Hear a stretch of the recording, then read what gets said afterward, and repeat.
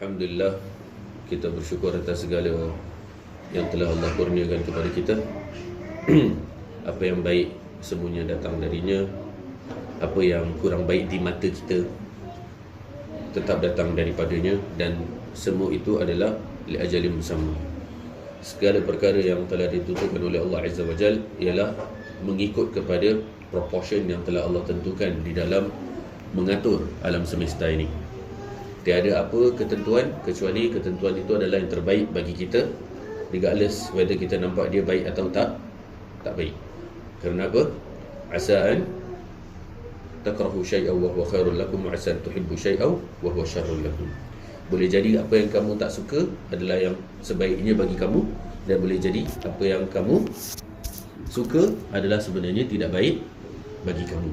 Jadi apa pun yang Allah telah tentukan, tidaklah Allah tentukan kecuali yang terbaik. Nah, pasal kita tak tahu pun apa yang baik untuk diri kita. Kita sangka apa yang kita sangkakan sebagai baik, tetapi sebenarnya Allah lebih mengetahui daripada diri kita apa yang terbaik bagi diri kita, dan kita tidak mengetahuinya. Maka Alhamdulillah, senantiasa kita bersyukur dan kita meminta daripada Allah Azza wa Jalla keberkatan di dalam segala-galanya. Keberkatan dalam umur kita, keberkatan dalam keluarga kita, keberkatan dalam anak-anak kita, keberkatan dalam jiran-jiran kita, keberkatan dalam kenderaan kita dan semuanya. Itu yang kita mintakan. So it's not just about having one, it's not just about owning, but it's about it being blessed by Allah, the barakah. Hari-hari benda ni kita doakan untuk saudara kita. Assalamualaikum warahmatullahi wabarakatuh. Peace and blessings. Kita selalu doakan. Pasal apa? Barakah ni adalah benda yang penting. Boleh jadi seseorang tu umurnya panjang, tetapi tiada keberkatan dalam umurnya. Sepanjang umurnya dilakukan untuk kemaksiatan. Boleh jadi seseorang itu memiliki keluarga yang Masya Allah, isteri dia bukan satu, isteri dia mungkin 4. Nah, anak dia, tapi akhirnya tidak ada keberkatan. Na'udzubillah. Tidak ada keberkatan dalam keluarganya, tidak ada keberkatan dalam anak-anaknya. Seseorang boleh saja memiliki sebuah rumah yang dia telah pay off, dah habis bayar dah, tetapi tiada keberkatan dalam rumah tu kerana tidak dihiasi dengan ibadah. Rumah itu dijadikan bagaikan kuburan. Memiliki tetangga-tetangga, jiran-jiran yang tidak baik. Seseorang boleh jadi memiliki kenderaan, habis bayar dah, Masya Allah, tetapi tiada keberkatan di dalamnya. Kenderaan yang seharusnya mempermudahkan urusan dia, memperlancarkan kehidupan dia, memudahkan dia untuk bergerak, bahkan na'udzubillah menjadi hambatan bagi dia. Kenderaan tu bukan barakah untuk dia, tapi menjadi hambatan bagi dia. Tambah susah hidup dia, bukan tambah senang. Harusnya menambahkan senang, tapi menjadikan tambah susah. Pasal entah macam-macam sebab, entah rosak, entah itu, entah ini, na'udzubillah. Maka kita senantiasa doa dan minta kepada Allah agar kita dikurniakan keberkatan. So it's not just about having one, but it must be blessed by the Almighty Jalla Jalaluh. Nah, kita tak nak kita just by owning, kita sepertinya nampak seperti megah. Nah, na'udzubillah kalau bahkan ada arrogance di dalam kita kerana memiliki apa yang kita miliki. Seharusnya kita stay humble dan minta keberkatan daripada Allah Azza wa Jalla dalam segala perkara. Ikhwani wa akhwati, azzanallahu wa iyyakum jami'an. Ya ayyuhalladzina amanu kutiba alaikumus shiyam kama kutiba alal ladzina min qablikum la'allakum tattaqun. Wahai orang-orang yang beriman, di sini Allah Azza wa Jalla melakukan khitab, berbicara dengan orang-orang yang beriman. Jadi orang-orang yang benar-benar beriman sahaja yang menyahut panggilan tersebut, menjawab seruan itu. Kerana orang-orang yang kurang imannya, yang tidak mengamalkan atau mengaplikasikan iman dengan sepenuhnya, maka kita akan dapati mereka tidak akan menjawab seruan dan sahutan itu. Allah berfirman, wahai orang-orang yang beriman, sesungguhnya telah dituliskan, ditetapkan, diwajibkan ke atas kalian untuk berpuasa sebagaimana telah ditetapkan bagi orang-orang sebelum kalian. Maka orang yang beriman je akan menjawab. Hari ini berapa ramai kita dapati orang-orang yang makan suka hati di tengah hari Ramadan. Walaupun tempatnya di Gelam, tempat yang istilahnya dominan orang Muslim di situ, tapi tak segan segilu mereka makan dan minum. Itu bukan hanya dosa tak berpuasa, tapi ada dosa lain. Dia panggil dosa intihak hurmati syahr Ramadan, iaitu mencacatkan dan menistakan kehormatan bulan Ramadan.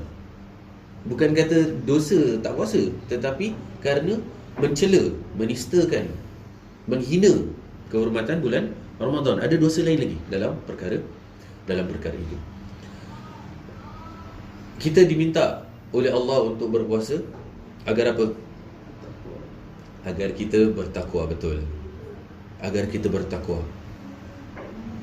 Bukan itu adalah ultimate reason atau objektif atau goal kenapa kita berpuasa. Bukanlah kita berpuasa tu seperti orang kata, kenapa kamu orang Islam berpuasa? Oh, supaya kita merasakan lapar dan dahaganya orang yang miskin misalnya.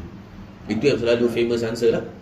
Tapi kita lupa, Allah sendiri dah bagi tahu answer dia, supaya kalian bertakwa.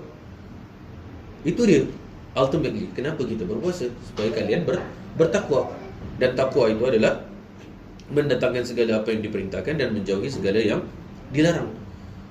Dan regardless whether benda tu makruf atau mungkar, untuk betul-betul memainkan peranan kita dalam mendalami dan menjiwai ketakwaan tu adalah betul-betul submit to the Almighty. Kerana bila datang bulan Ramadan, benda yang sepatutnya makruf, iaitu makan dan minum, benda yang boleh, tiba-tiba jadi tak boleh. Tiba-tiba jadi tak boleh. Dia bukan pun benda kemungkaran pun. Bukanlah kemungkaran mana makan dan minum, tetapi tiba-tiba bila Ramadan tak boleh makan, tak boleh minum, padahal dia bukan dosa pun sebenarnya.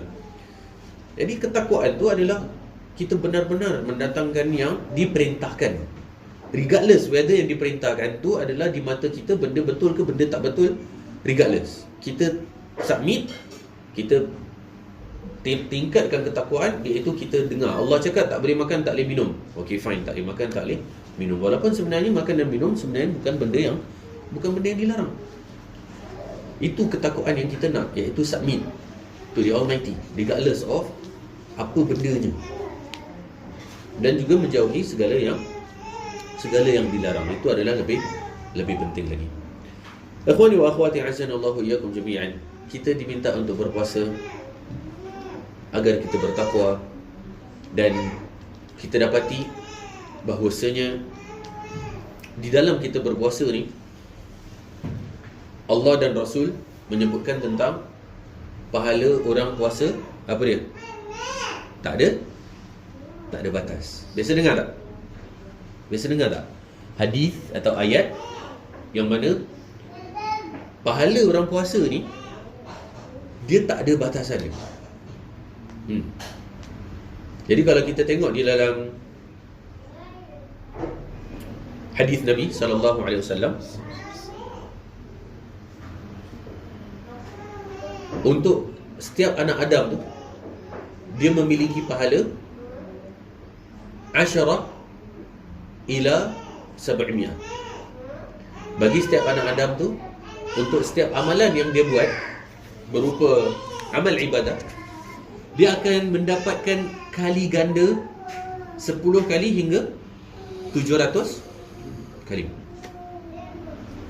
Illa saum fa innahu li wa ana ujazibi. Kecuali puasa, di mana Allah mengatakan puasa tu ialah benar-benar untuk aku, dan aku yang akan membalas pahala tersebut, amal tersebut, tanpa ada batasan, tanpa ada perumpamaan 10 kali ke 700 kali ke, tak ada. Just that aku akan kurniakan pahala yang banyak. Kenapa? Macam mana puasa ni boleh jadi special sangat? sampai kepada tahap yang mana tidak ada kamus boleh explain, tak ada ensiklopedia boleh letakkan apa quyud, apa dia yang menjadi pahala bagi orang puasa. Kenapa? Banyak sebab. Di antaranya adalah apa? Ibadah yang tersembunyi. Di antaranya, di mana kalau kita solat, kita zakat, kita umrah, kita haji, orang boleh nampak. Sedangkan puasa, orang tak nampak. Seseorang boleh sahaja mengatakan aku puasa, tapi sebenarnya tak ada siapa yang tahu siapa yang puasa. Nobody knows siapa yang puasa. Kerana itu amanah antara kita dengan Allah. Puasa ni adalah amanah antara kita dengan Allah. Orang yang tak puasa pun dia boleh cakap dia puasa, dan dia boleh duduk iftar sama-sama dengan orang yang puasa. Betul tak? Boleh je. Dia boleh je drive thru ke, dia pergi 7-Eleven ke, atau dia minum air kat toilet ke, atau apa ke, kemudian dia keluar cakap aku puasa. Tapi sedawa. Tapi kita ambil kerana apa? Tidak ada yang tahu siapa yang berpuasa kecuali Allah. Jadi antara kita nak jujur dengan Allah, antara kita nak jujur dengan diri kita atau tidak, itu terpulang. Sedangkan solat, orang nampak kita solat, orang nampak kita buat umrah, pergi haji, tapi puasa tak ada orang nampak. Tak ada siapa yang tahu kecuali Allah. Sebenarnya fulan ni puasa ke tak? Anybody can claim anything. Dia adalah ibadah yang tersembunyi. Di antaranya juga adalah apa lagi? Hawa nafsu. Mengawal hawa nafsu. Di mana kita dilatih untuk mengawal hawa nafsu. Dan itu adalah jihad yang besar. Jihad yang sangat besar. Bahkan dikatakan oleh Nabi SAW bahawasanya jihad hawa nafsu lebih besar daripada peperangan. Suatu ketika para sahabat balik dari sekembalinya mereka daripada perang Badar, di mana peperangan yang di mana kaum muslimin hanya berjumlahkan 313 against 1000, 3 kali lipat jumlah pasukan, dan para sahabat bergembira dengan kemenangan itu. Mereka bersorak. Kemudian Rasulullah SAW mengatakan kepada mereka bahawasanya terdapat jihad yang lebih besar daripada itu, iaitu jihad hawa nafsu. Apa lagi? Dilihat daripada berapa lamanya ibadah itu. Kalau kita nampak solat 15 minit, lama-lama pun setengah jam, kalau ikut zaman kita lah, settle. Tapi kalau puasa, panjang masanya. Itu di antaranya. Di antara yang lain juga adalah kerana orang yang berpuasa ni, dia adalah bersabar. Dia tahan, tak makan, tak minum. Benda yang sebenarnya accessible. Kalau kata Allah, kalau kamu berpuasa, berarti kamu tidak boleh memiliki emas di dalam kocikmu, sebagai contoh. Kalau kata emas dalam kocikmu, memang benda yang mudah. Pasal apa? Tak semua orang memang ada emas pun, to begin with. Tapi bila mana yang dilarang tu adalah makan dan minum, dan makan dan minum tu adalah benda yang easily accessed by anak Adam, that's where the test lies on. Kalau bendanya adalah benda yang susah, memang tak ada test pun. Semua orang boleh untuk tak buat benda tu. Tapi test ni adalah test yang makan dan minum. Orang boleh buka paip minum, dan nak beli roti pun 50 sen boleh dapat. Itu dia punya test, iaitu patience kita. Dan itulah yang disebutkan dalam ayat innama yuwaffas sabiruna ujurahum bighairi hisab. Dalam ayat yang lain Allah menjelaskan orang yang bersabar ni, mereka akan dilimpahkan dengan pahala yang tiada batas. Dan di antara kenapa ulama sebut puasa ni dapat pahala yang tak batas, pasal orang yang berpuasa equals to orang yang bersabar. Innama yuwaffas sabiruna ujurahum bighairi hisab. Kita sabar dari pagi sampai petang. Kalau nak kita boleh makan, tapi kita masih sabar just because amanah. Tu je. Amanah jujur to ourselves. We just be honest to ourselves. Kalau tak, entah makan tak minum pun orang tak tahu sebenarnya. Lepas tu nanti bila iftar duduk masjid ramai-ramai makan. Tak ada orang tahu. Tak ada orang tahu. So it's the test of faith. It's the test of faith. Dan orang yang berpuasa ni lahu farhatan. Naam. Farhatun 'inda iftari wa farhatun 'inda liqa'i Rabbi. Iaitu orang yang berpuasa memiliki dua kegembiraan. Kegembiraan ketika dia berbuka puasa dan kegembiraan ketika dia bertemu dengan Allah Azza wa Jalla. Antum umpamakan puasa ni bagaikan kehidupan dunia. Umpamakan puasa bagaikan kehidupan dunia. Di mana bila kita berbuka puasa, kita dah tahan the whole day, dan bila kita buka puasa, kita happy tak? Kita happy. Satu kali tegukan air sahaja dah buat kita satu macam punya happy. Tak perlulah katira ke apa ke semua. Satu teguk air biasa, kurma 3 biji pun dah happy sangat. Dan itulah yang ana suka umpamakan. Perumpamaannya adalah bagaikan kehidupan dunia ini, di mana kita struggle dulu sekarang. Kita bersusah-susah, tak ada masalah. Biar hidup kita susah, kita kerja keras, cari pahala Allah, cari redha Allah, no problem. Because why? Nanti bila kita masuk syurga kelak, kita akan happy dan kita akan lupa semua kepenatan kita ketika di dunia. Sebagaimana ketika kita buka puasa, kita lupa lapar dan dahaga kita ketika kita berpuasa sepanjang hari. Bila orang buka puasa tu dia lupa yang tadi tu dia lapar, dia haus, dia penat, semua dia lupa. Pasal dia dah happy sangat. Itulah dia nanti. Bila kita masuk syurga kelak, kita akan lupa jerih payah kita di dunia ni. Kita dah tak ingat dah, pasal nanti kita dah happy sangat. Itulah dia yang anak suka, iaitu perumpamaan orang yang berbuka puasa adalah bagaikan orang yang menjejakkan kakinya ke dalam syurga. Kebahagiaan yang tidak ketara. Wallahu a'lam. Hadza ma aqulu lakum wa sallallahu wasallam ala nabiyyina Muhammad wa ala alihi wa sahbihi wasallam wa akhiru da'wana alhamdulillahi rabbil alamin.